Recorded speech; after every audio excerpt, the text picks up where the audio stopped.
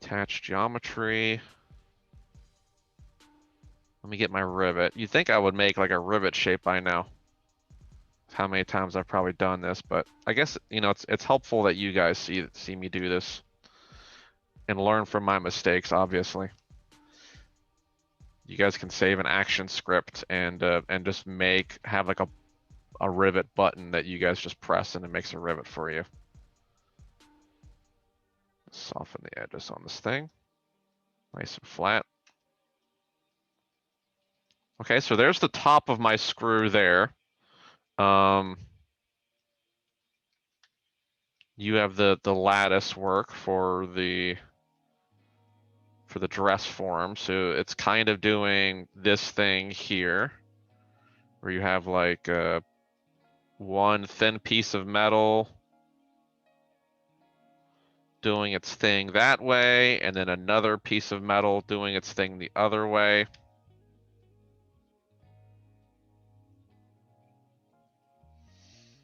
And, you know, you're probably, since it's very open down there, you're probably going to have to model the interior. So I'm just going to check this out. I'm going to do a little screw here too for you. This is a bonus. You get my my bonus screw lecture.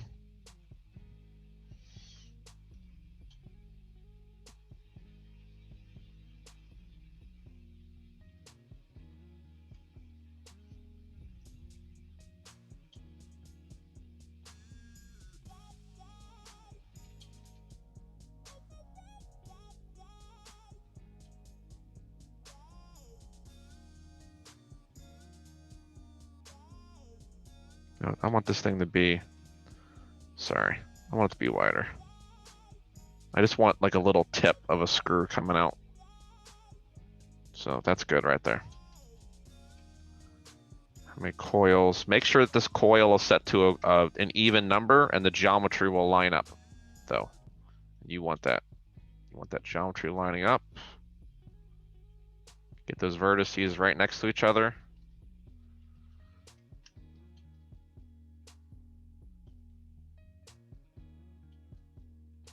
And I am going to delete, or I'm gonna, yeah, let me delete the ends. Don't want those.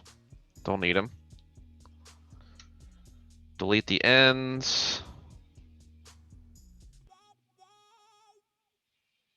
Detach the inside from the outside.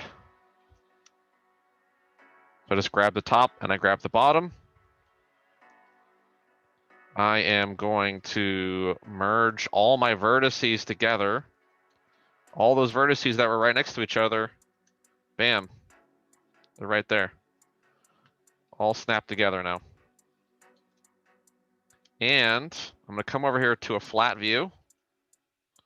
And I'm gonna show you guys my ninja slice technique. So I'm gonna grab, I want a nice even cut on here. That's not gonna give me any gaps. I think that's cutting things a little too close. Let me just move this up to line it up with something. Cause I wanna hit grid to grid here on this. You'll see what I'm doing here in a minute. I'm just gonna like hit this and this with the multi-cut tool. That's gonna slice it into a straight shape for me. I'm gonna do the same thing down here at the bottom. Line my shape up to like a grid so I have a reference point. I'm gonna go from like here to here and slice that up. All right, so what that slicing did for me was it gives me like an edge loop to chop this thing off and give me a straight edge there, basically. So I can hit that detach tool, detach component. There's my little Fruit Ninja operation there that I just did. So I got some thread.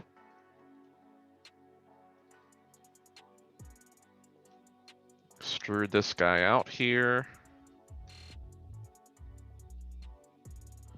And let me just fill a hole. And poke it.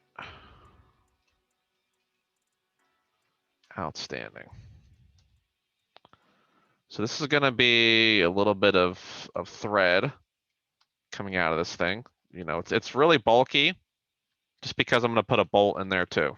So we're going to do a bolt too. No worries. If you do this the right way, you only have to do it once. And again, you know, like you guys can make a tool that does this stuff for you and just chop it up afterwards. So let me get a bolt now.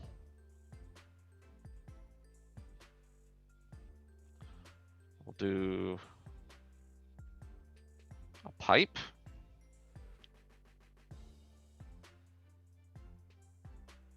Get a pipe set up here.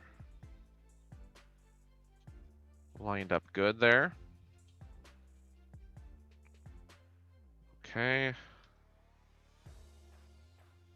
Scale it down. We don't need it to be too thick. All right, that'll work. Maybe a little bit bigger actually. I want this thing to, I want the screw to fit in that pipe. So another thing I'm gonna have to do too is let's play with how many subdivisions I have. Actually, yeah, I gotta do this just right, because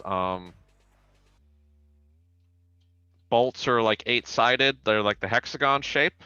So you need to work with a number that's like that though. That's a multiple of 8. So I'm gonna do 16. There is a little bit of math that you have to do with modeling. Okay, so I have a 16-sided cylinder.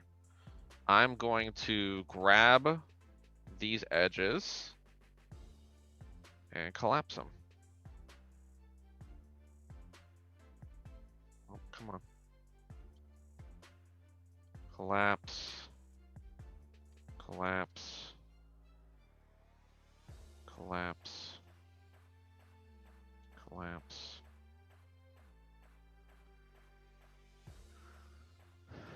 And just collapse half of these edges so I get an 8-sided bolt like that. And we'll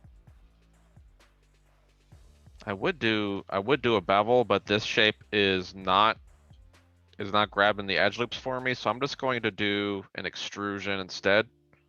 Extrude out and offset inwards and make my own bevel that way instead. Now this guy should be able to grab for me. Yep, good. All right, and I can bevel this guy in like that. And there we go. That's all that needs to get done right there. I'd probably go as far to say is you probably want to bevel these guys up. You know, make this a nice high res shape if it's gonna be there. Then come over here and do another bevel on this thing. There, that looks a little bit better. Like that.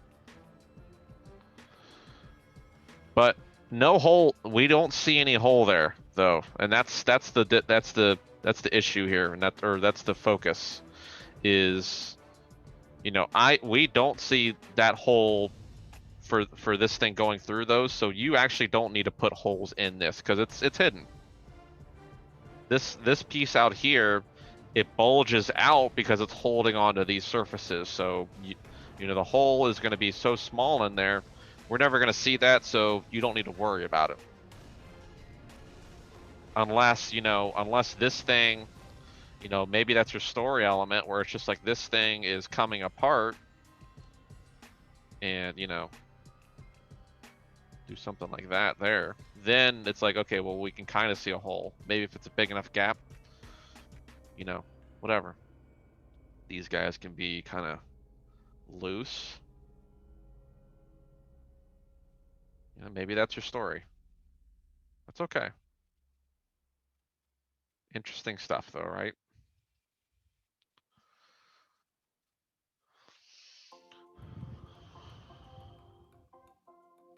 It's up to you, you know, in proportion. How close are we gonna get to this thing? Like these guys, this is all high res information that I made. Obviously, I'm gonna say that thread is something that needs to get baked into the high mesh, or baked onto the game mesh as a normal map. So this is just gonna be a cylinder. This is a pretty simple and easy shape. This hole can bake onto the bolt, so you don't, you know, like this would be, smooth this guy out, you know, definitely duplicate him, smooth it out so it, you know, it has that the right curvature and edge quality for you there. Let me go up to 2 on the divisions, make it cleaner. Okay, so that's my high res bolt and my game res. Let me just detach those. Just get rid of all of the interior. Fill the hole and let that hole bake in. Oops. Gotta fill the hole first. Grab a face and poke it. So if this is the high res and this is the game res, it'll bake that hole in there and make it look like it's going into a hole. We don't need to see that hole. So yeah. This, you know, just put a cylinder in here that looks a lot like this.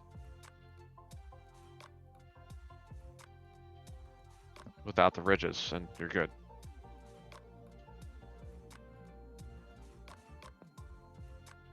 Oh. That's why, you know, that's why I'm asking you guys to model in as much as you can now for the high res, because if I can see a hole there for the high res, it'll bake in there on the game res, and we at least have a detail there for us. But that's not something that you have to use. You know, this is a really simple shape to UV. Heck, you know, like I actually don't even need this geometry here at all. I can just delete it, because it's, you know, if this bolt, this nut here is pressed up against this frame, we're never gonna see it. So you don't need any UV space for that either. Show me what needs to be seen and get rid of what doesn't need to be seen. Okay? This will probably be a video. This is a nice little demonstration. But yeah, since your stuff is open, you have a pretty open frame for the dress form that you're making. We'll be able to see inside there. So you may want to have something like this. You know, maybe your thread doesn't need to be poking out as much. Maybe it should do something like that. It depends on, I'm gonna say it depends on how haphazard you want this thing to look. Like, is this a man, you know, is this custom made? Did someone do this in a garage real quick so that they could, you know, do their dresses? Or is this something that you can buy at a store that is probably designed not to have this stuff visible? Or, you know, maybe the screws are smaller so it doesn't have so much sticking up out of it. Maybe it, you know, maybe it sits really flush with the screw there and that's all that we get to see. Like, that's how tight this thing can get. I don't know. Obviously that's not going to catch on anything and you're not going to have to worry about that. The rivets are going to be on the outside so it doesn't catch on any fabric. Okay.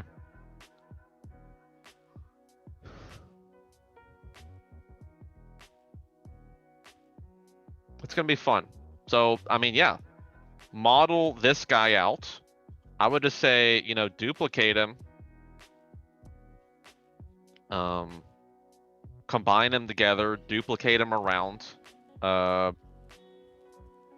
know, you can definitely, let me pull this guy out a little bit more like this and push him. I want to undo my transformation on this guy. Let me try to figure out what axis I rotated this thing in. So I can undo it. Let me just do -90. That's probably what happened. So I'll do a -90. I'm gonna push this guy back together, just so I can see how much room I need.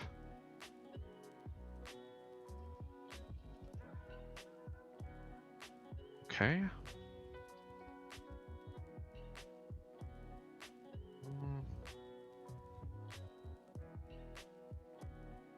Let's put this high res guy back so we can do it. I would, you know, if you're doing game res on this stuff, right? I would recommend that you keep those two together, combine them, and just separate them again later. That way you don't have to try to move them into place again. Okay, so if you're doing a lot of duplication like this, hell, I mean, maybe you should just UV the game res right now. Like, get this stuff figured out right now, so it saves you time in the future. You know, model this guy out like this, make a little assembly of high res and game res, and combine it together. You know, this guy, let's send him on his way here. Actually, I'm gonna take this guy with me here.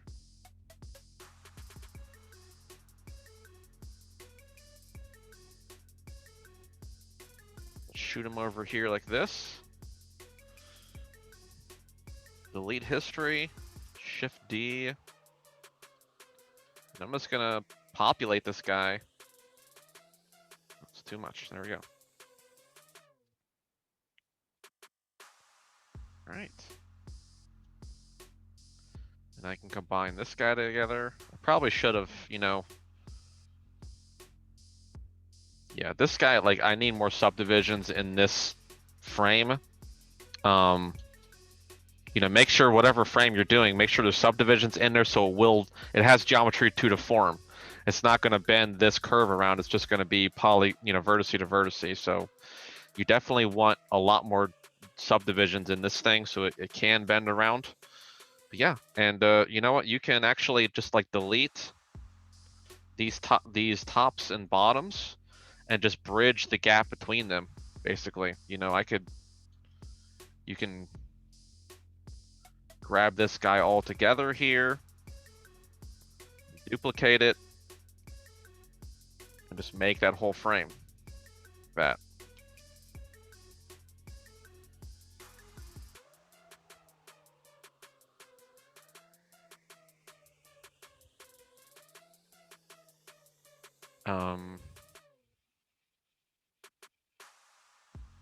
And you know what? If you want these things to differ a little bit, you know, maybe you don't want like this screw to be the same as this screw or rivet, you know. Maybe you want to make them a little bit different, okay?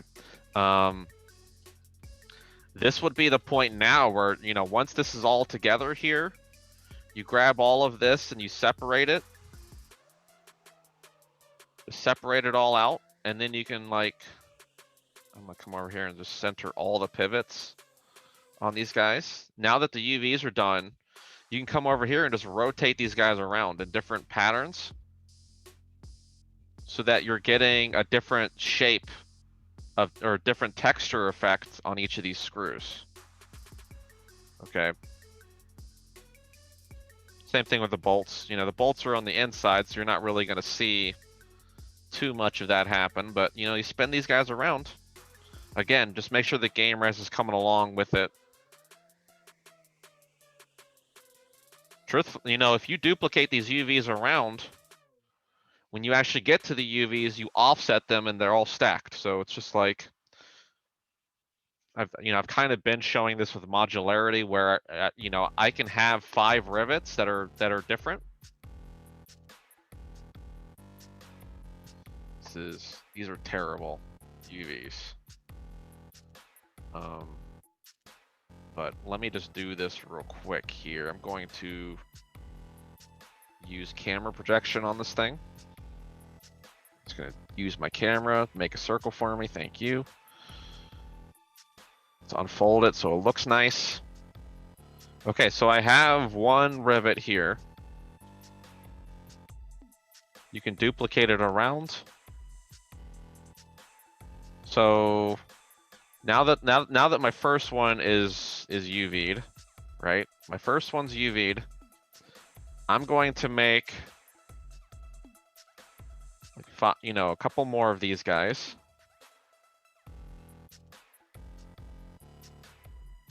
Okay, they're all over here in my UV editor now, so I can just grab the UV shells. Just move them around like this. How many did I make? 6? There's probably one more. There we go.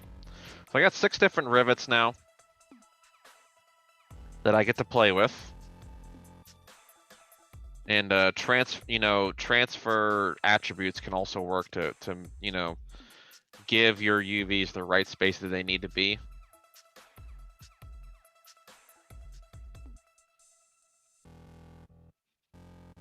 All right, so I have 6 different rivets over here in my UVs. Let me just grab these guys and isolate them. Okay, I'll just combine this to make this easier too. I can now duplicate these guys out in different, you know, formats here. I can use as many rivets as I want now. But I'll know that there's 6 different ones, okay? So once I have all these guys selected, I'm just gonna leave,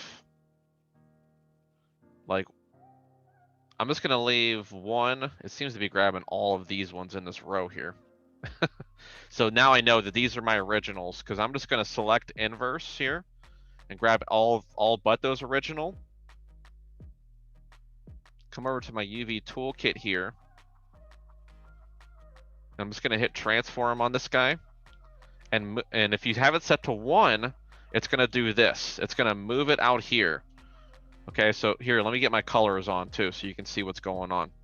These guys are gonna bake in the 0, 1 space, looking good. Nothing stacking on top of itself. These are gonna bake in, and then these ones are just going to receive whatever information is in here. So now I have 6 original rivets, and the rest of these guys are just gonna look exactly the same as those first 6. That's making variations and then offsetting the duplicates outside so they don't mess with the bakes, because these guys you can bake them in there now. You can bake a high res onto a game res onto them and do different textures on them. These will all look different from each other, but these ones over here are going to look exactly the same as their counterpart over here, and they're not going to interfere with the bake.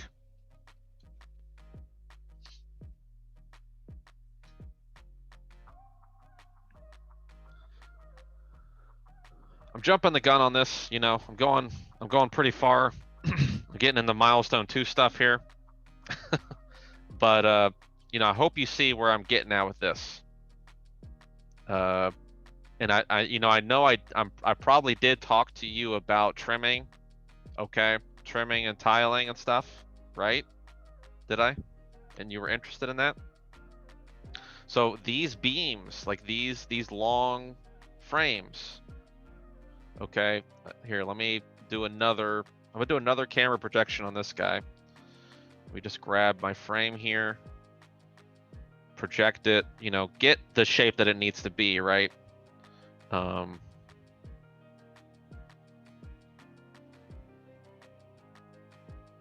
so it's a rectangle though, right? It's not anything crazy. I'm actually going to chop this guy on some seams here. I don't need, like, these end pieces are not going to be existent because this thing's going to come around in a loop. So those shapes won't even be there. This guy is going to be doing this thing. Let me put a seam here and put a seam here so I can chop this guy up. That's kind of what I'm shooting for here. So I basically have 2 pieces now. Let me flip this one around.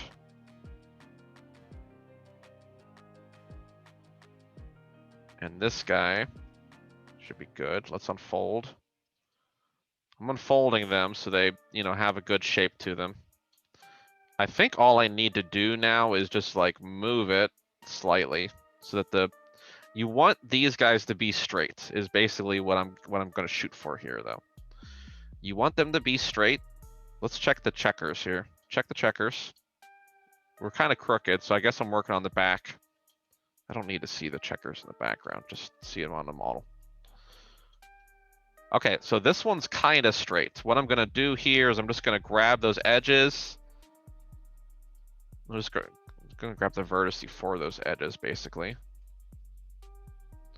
Well, you know what? Here, let's do something. I don't know how much UV space you plan on dedicating for these guys. If you want a bigger amount of space with better textures on them, or you want a smaller amount of space. Honestly, I think the smaller amount of space is probably going to work for you, so I'm just going to go with that for right now.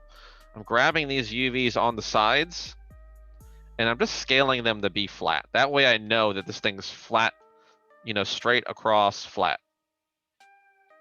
Let me grab the edges here and just convert my selection to the UVs. That should, good. So I can just flatten this one out. And that last one down there at the bottom, flatten him out. I hope I grabbed it right. And this guy, I'm gonna do the same thing, just flatten it out. There's no harm, I mean, this is just a rectangle, right? I mean, you're obviously gonna have more subdivisions than this. But this is just, I mean, this is just for me to kind of give you this instruction on this, though. So what's going to happen now? Let's say, for instance, let's say that you have some extra UV space up here and you want to occupy it, right? Here's the deal with this, with trimming, though, is trimming, you don't have to have it in the 0 to 1 space, okay? So I can actually scale this whole guy up like this. And keep my texture up here. Like let's say just, you know, this is my metal beam texture right here. And here's the dealio with this, is the larger you make this shape, the more it's going to repeat itself over and over again. So you need to find a balance, but, you know, the more it repeats, you'll also realize too, that you're going to get better resolution textures. So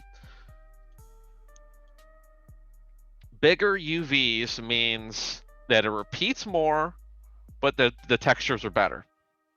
Smaller means it repeats less, the textures are weaker though. So find a happy medium to what you like. I do highly recommend that you try to get the checker size to match up with the rest of your model, basically, though, okay? Just know that these beams are not part of your baking UVs, though, that this is just something separate. But the better you get your checkers to match up with the rest of your model, that's better texel density. And that's an important term that you guys need to know, is texel density. Making sure that the textures are the right size in proportion to the rest of the model. But I'm going to have a texture happening up here that's simply going to be tiling. And these guys can be like that, and everything else that happens afterwards can just, you know, you unfold your UVs and you slide it on in here. Okay, let's say, for instance, I unfolded this shape. I don't feel like doing it right now. You know, honestly, you could probably unitize this stuff too, and get it a lot faster than what I was kind of doing to straighten it out. Because if you grab these faces here and you do, you know, this is if you have multiple subdivisions in there too, this will be nice and clean. You come in here and you hit unitize on this thing. It's not in the quick menu, I don't think. I need to go find it over here and modify, I believe, unitize. So it's going to turn into a square, which is already, you know, not good, but at least it's straight. And that's kind of what I'm getting at here is, you know, I'm grabbing these guys, make sure the proportions look good. I'm just going to grab one of these at a time. Actually, no. I'm grabbing all of these. All of these UVs come together here. All these faces. Let's come together like that. I'm going to scale it down a little bit. I'm going to grab all the edges, minus the ones over here. Move and sew, and now I have everything everything for that UV shell should stick back together again, but at least it's a square now, okay? So from here, I can grab this whole UV shell. This is the front of my model here, and you see how much it's tiling. Let me fix the bottom first. So I'm gonna go to edge, or just grab these UVs here. I'll grab these UVs, and I'm gonna pull this guy around till I get a good square on this thing, basically. So we're close. Let me scale this up so I can actually see my squares on this thing. Okay. All right. That's about a perfect square right there. So no stretching on that. Just a little mild something there. Let me grab this guy now for the top. And he's super big. You can't even see the checkers yet. They're just that dense. They're just lines right now. Pull them down. You know, you might be able to guesstimate this kind of proportion up here. Okay. I'm just going to go with that. I'm sure you'll be able to tell the difference. Again, you know, I could scale this thing up and say, till I actually get like a full square on there.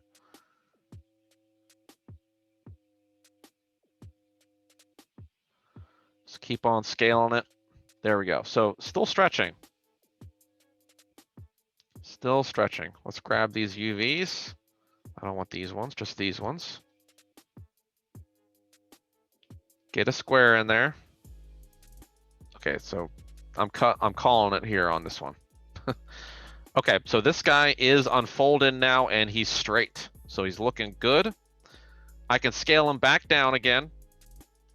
And here's the bonus, is I can just slide him right into what was already happening up here. I'm not making like a separate texture for this guy. He is part of this shape up here. So I just slide it into that area and reuse the texture. We're not being wasteful. We're using what we have.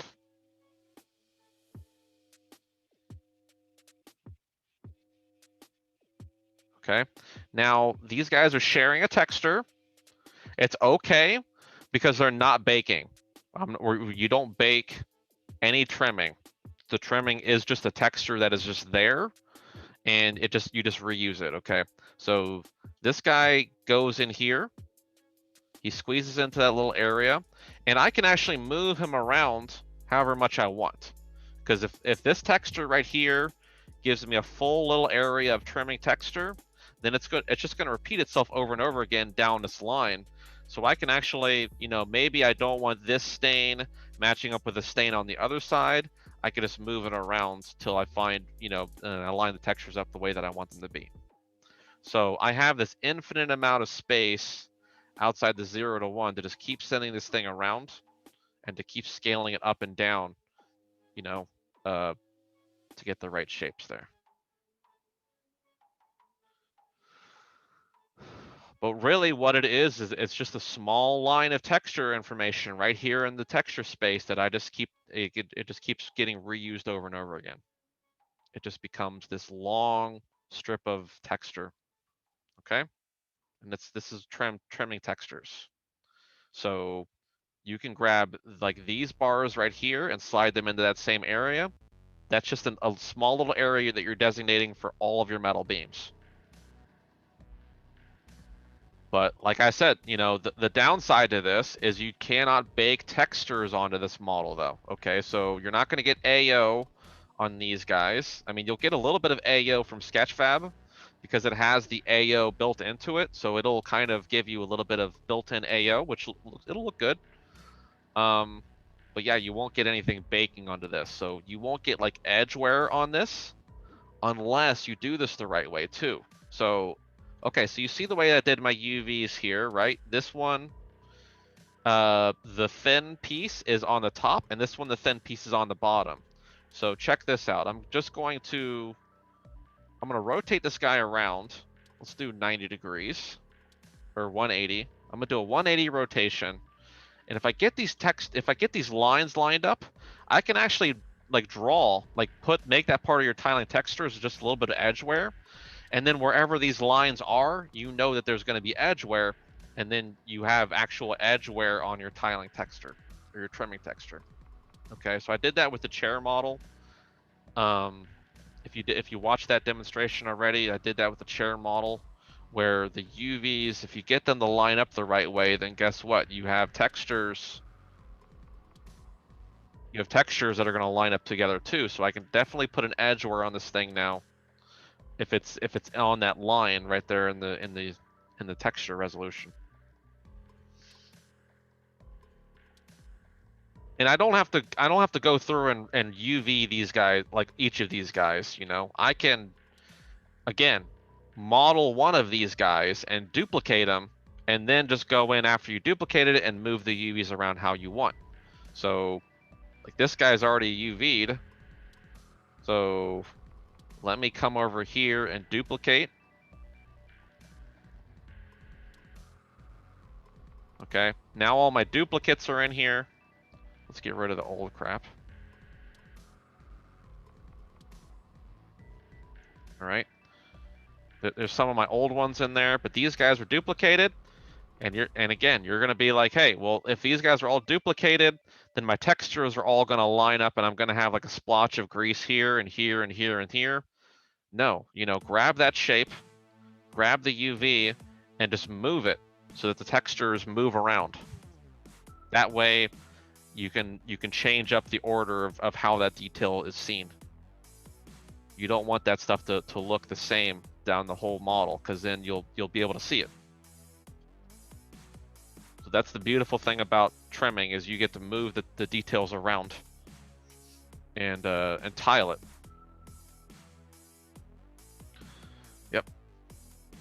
Yep, very interesting and appealing. I could make like a medieval gate with this. It's basically what I made for you, even though you're making a dress form.